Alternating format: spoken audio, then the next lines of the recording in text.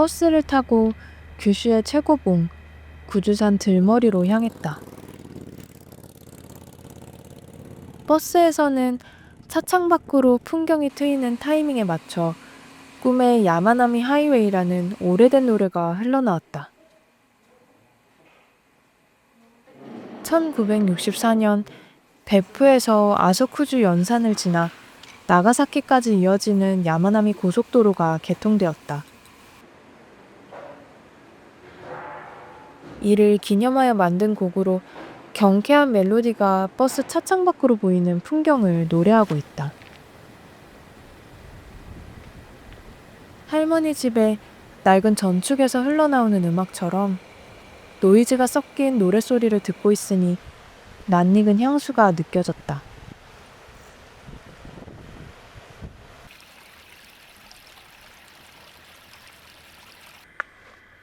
등산을 해보면 산이 높다 하여 무조건 힘든 것도 아니고 자그마한 산이라고 해서 재미가 없는 것도 아니지만 그래도 어느 산을 최고봉이라 하면 그 지역의 주인공처럼 느껴진다. 마찬가지로 구주산도 규슈 지역을 대표하는 산이다. 구주산인지 구중산인지 쿠주산인지 쿠주산인지 참으로 헷갈렸던 산.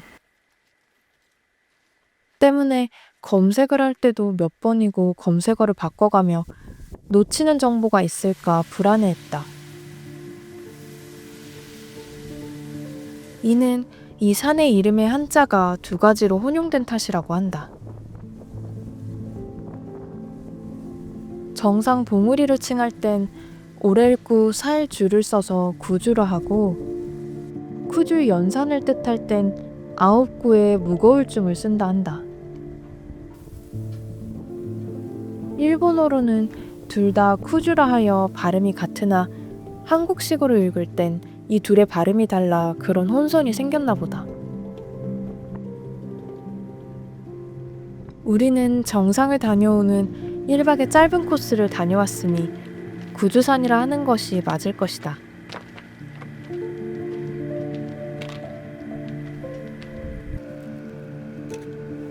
길이 복잡스럽지도 않았거늘 우리는 헤맸다. 걷다가 이마께에 거미줄이 걸린다 하면 영락없이 잘못된 방향이었다.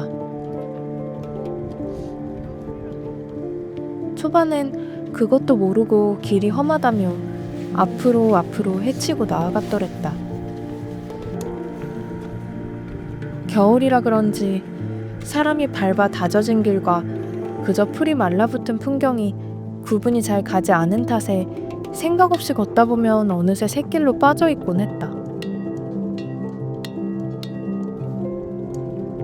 땅이 얼어붙어 있었지만 빙판처럼 미끄럽진 않았다. 건조해서 성기늑 사이로 얼음이 슬러시처럼 얼어 틈새를 메우고 있었다.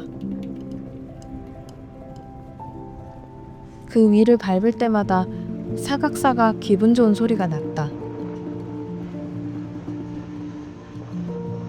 자꾸만 길을 헤매게 된 데는 등산로가 바위가 우르르 쏟아진 형상을 한탓도 컸다.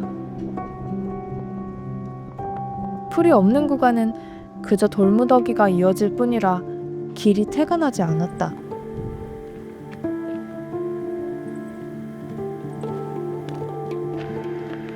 여기저기 노란 스프레이로 표식이 되어 있었는데 가끔은 그 표식이 바위 밑에 가려져 보이지 않아 놓치곤 했던 것이다. 그래도 유심히 살피면 금방 제 길을 찾을 수 있어 위험하진 않았다.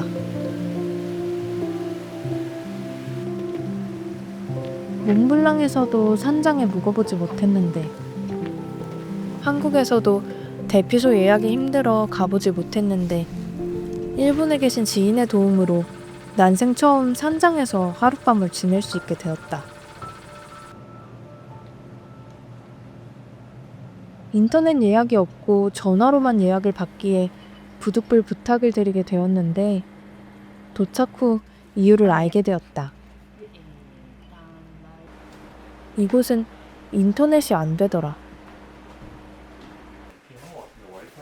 오후 4시쯤 홑케인 산장에 도착한 우리는 할 일이 없었다. 산행을 하며 휴대폰은 얼마 보지 않은 것 같았는데 막상 없어지니 무척 허전하더라. 미리 사온 컵라면을 저녁으로 먹으며 잠시 휴식 후 온천욕을 했다.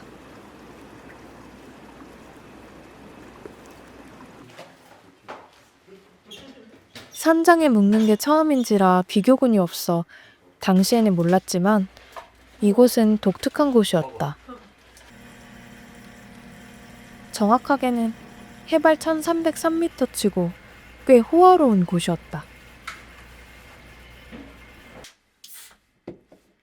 대부분의 산장은 별도의 방을 내어주는 것이 아니라 나지막한 칸막이를 사이에 두고 불편을 감수하며 낯선 이와 나란히 누워 자야 하는 것이 보통이었다.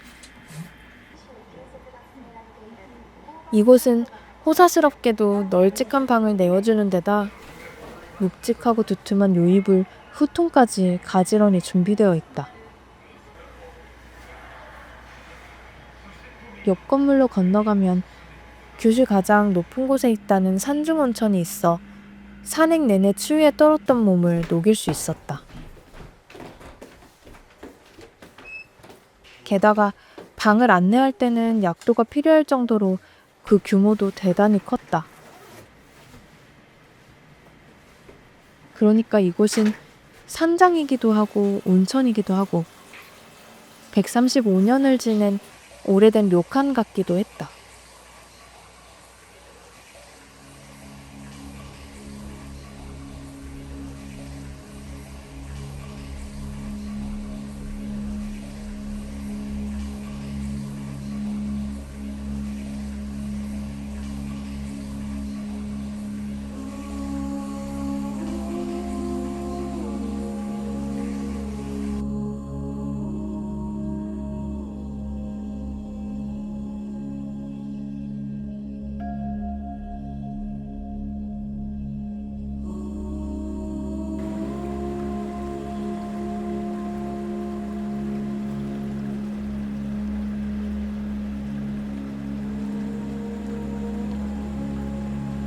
산장에서 몇 걸음만 걸어 나가도 사방이 칠흑같이 어두웠다.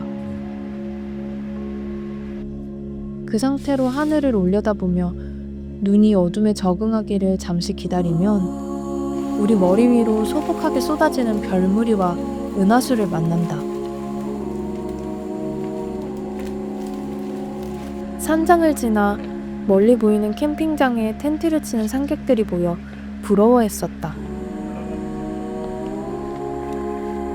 깊은 산속에서 야영을 하는 것을 워낙 좋아하는지라 그랬다. 하지만 뜨거운 온천물에 몸을 지지고 김이 펄펄 나는 몸뚱이로 겨울 밤하늘 아래로 나와 차가운 겨울 밤 공기를 폐에 한가득 담고 나니 이곳에 오길 참 잘했노라 절로 생각을 고쳐먹게 되었다.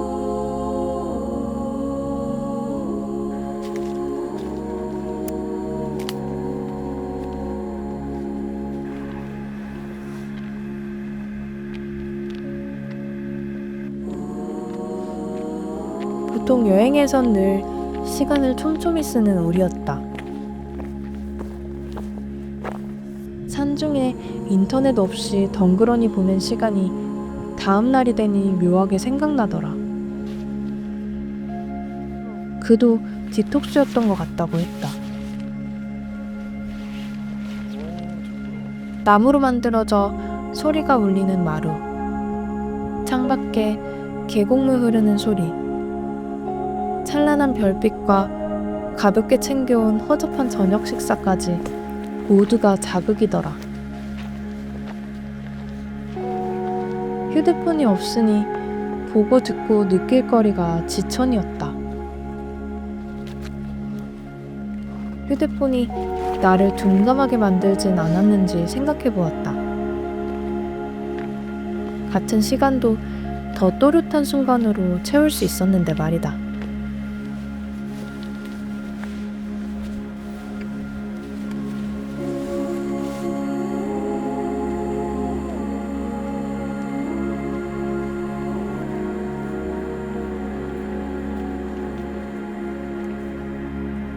산에서 자면 아침에 눈을 뜨고 밖으로 나오자마자 바로 산행이 시작된다는 점이 행복하다.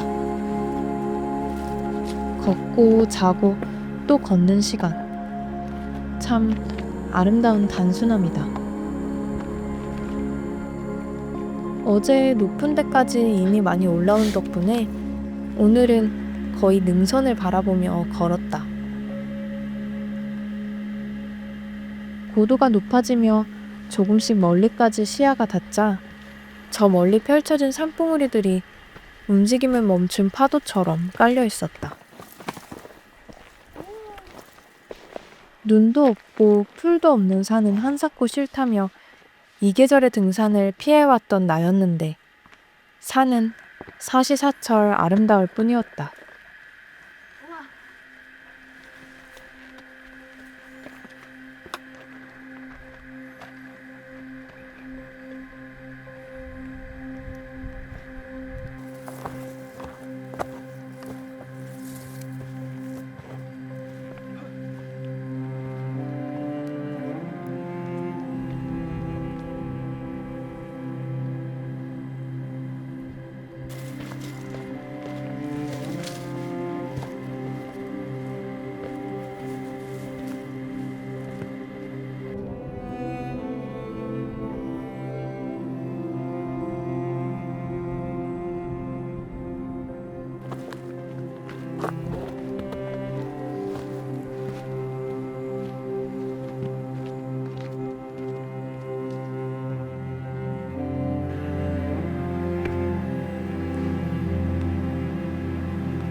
이번엔 조금 독특한 산행이었다.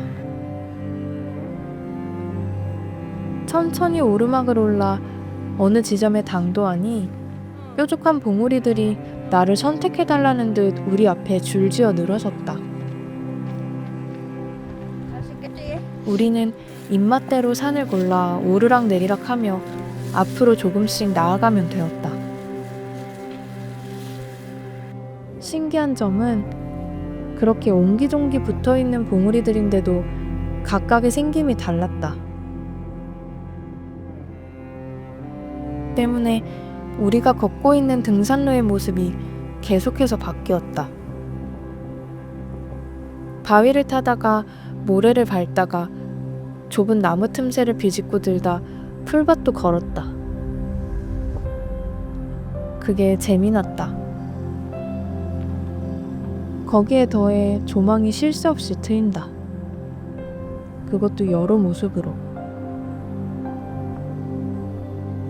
높게 솟아오른 화산과 색색으로 물든 산과 들, 정처 없이 흐르는 구름과 저 멀리 바다까지 별별 구경을 다 했다. 우리는 시라구치와 이나보시산, 그리고 구주산과 호슈산을 거쳐 하산길로 향했다.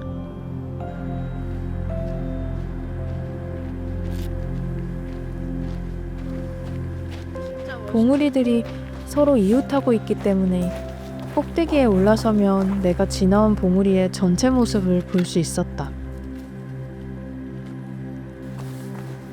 앞에 보이는 고개를 봤을 땐 오를 생각에 까마득했는데 걷기 시작하면 오르는 건 늘 생각보다 금방이다. 문득 뒤돌면 어느새 우리의 출발점은 까만 점이 되어 소멸하기 직전이다. 등산은 참 신기하기도 하지. 나의 한 걸음은 이리도 작고 느린데 언제 이렇게 멀리까지 와버렸을까? 우리의 걸음들은 굉장한 힘을 갖고 있다.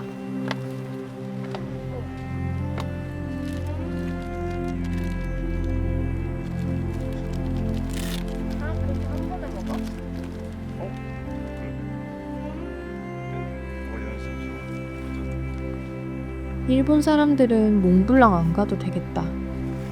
그는 말했다. 마침 나도 같은 생각을 하는 중이었다. 규모는 그것과 비교도 안 되게 작고 알프스 산자락과 닮아 있는 것도 아니지만 문득 그런 생각이 든 까닭은 일본의 산만으로도 백상백색의 풍경을 충분히 즐길 수 있겠다는 것이었다.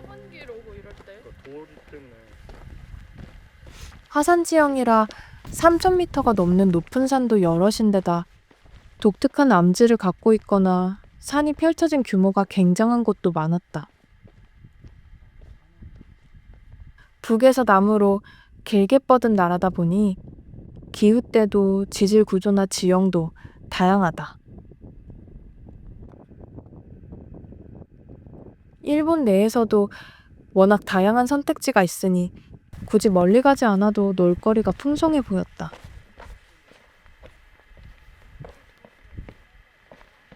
일본 사람들은 해외여행을 잘 가지 않는다고 하던데 이런 자연적인 조건도 그 이유 중 하나가 아닐까 생각해 보았다.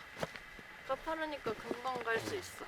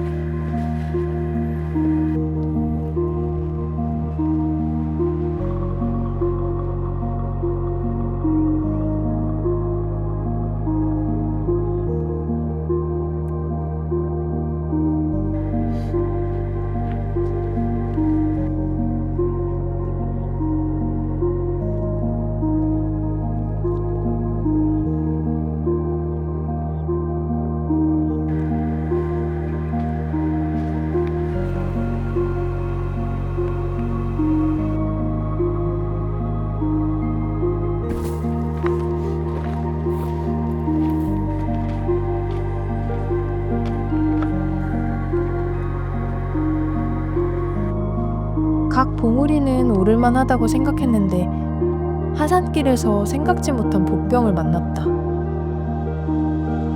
길이 완전히 진흙탕이 되어 있었던 것이다. 발이 푹푹 빠질 뿐 아니라 진흙에 쩍쩍 달라붙어 신발이 몇 번이고 벗겨질 뻔했다. 나는 신발이 빠지지 않게 버텨가며 한 발 한 발 겨우 걸었다. 등산로의 가운데는 너무 질어 그나마 단단한 양끝을 밟으며 내려왔지만 중심이 계속 가운데로 쏠려 미끄러지기 일쑤였다.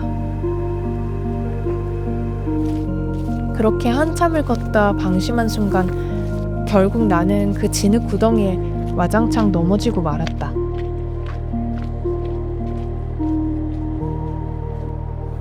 옆을 지나던 일본 등산객들께서 괜찮냐고 물어오셨다. 나는 웃음이 터졌다. 진흙에 발이 빠지기 싫어 그렇게 애쓰며 내려왔거늘 결국 바지며 가방이며 땅을 짚은 손바닥까지 진흙범벅이 되었기 때문이다.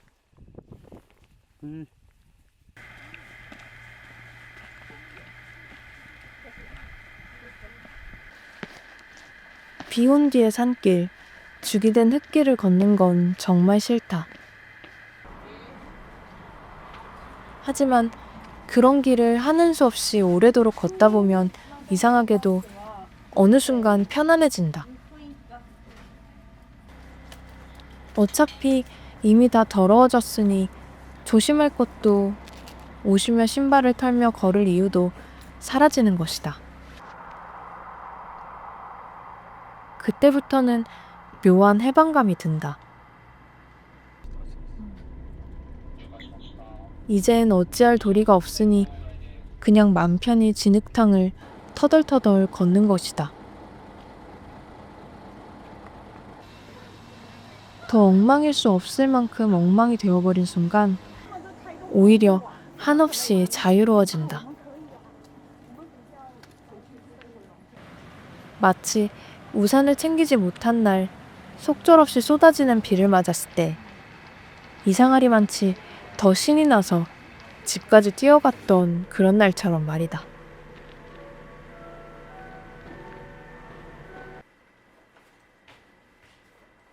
구주산 등산 후엔 유인이나 배프로 이동해 온천에서 몸을 녹이는 게 흔히들 하는 여행 코스였다. 우리도 노천탕에 있는 숙소들을 예약해 두었다.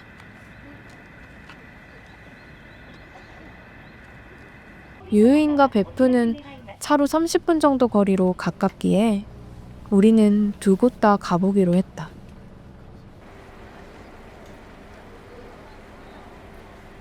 유우이는 온천으로 유명한 마을답게 집집이 하얀 김이 모락모락 피어나고 있었는데 그 모습이 참 아늑하게 느껴졌다. 아기자기한 온천 마을을 거니는 것도 좋았다.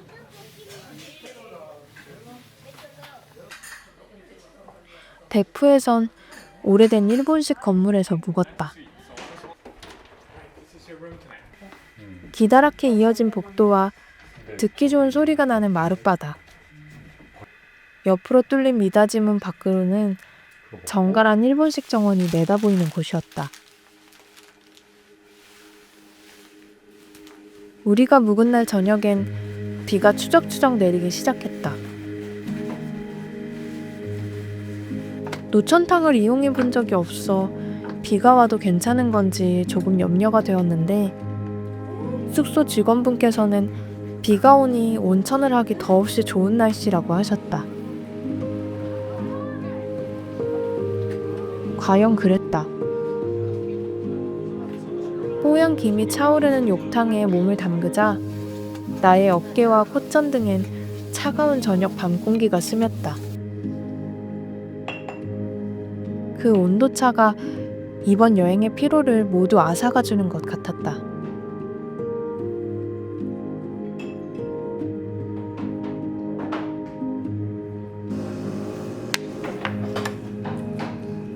사치와 낭비의 기준은 사람마다 제각각이다.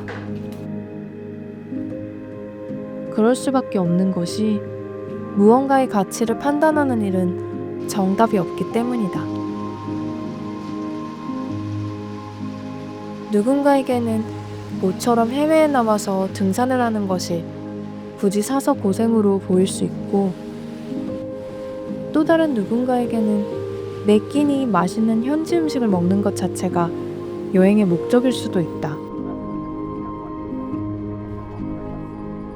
어떤 이는 그 도시의 랜드마크를 반드시 방문해야 한다고 주장하고 또 누군가는 현지의 박물관이나 미술관을 찾아다니며 그곳에서 가장 큰 만족을 얻기도 한다. 우리에게는 숙소에 큰돈을 쓰는 일이 좀처럼 흔한 일이 아니었다. 그래서 온천으로 유명한 이곳까지 와서도 료칸을 예약해야 하는지 한참을 고민했다. 멀리까지 와서 숙소에만 머무는 건 오히려 여행을 낭비하는 것 같았기 때문이다. 결국 우리는 자그마한 노천탕이 있는 소박한 숙소를 선택했다. 어느 쪽에 가치를 두고 어디에 시간을 쓰며 무슨 일에 체력을 쓰고 또 무엇에 돈을 지불할지. 아름다운 여행의 이면에는 늘 이런 저울질이 뒤따라오기 마련이다. 지금 우리가 확신을 가지고 내린 선택들도 언젠가 그 기준이 달라질지 모른다. 가끔은 지나간 여행들을 곱씹으며 아쉬움을 느낄 때도 있겠지. 그렇더라도 지금 이 순간만큼은 작고 큰 만족들로 채워나가는 지혜가 나에게 있기를 바란다.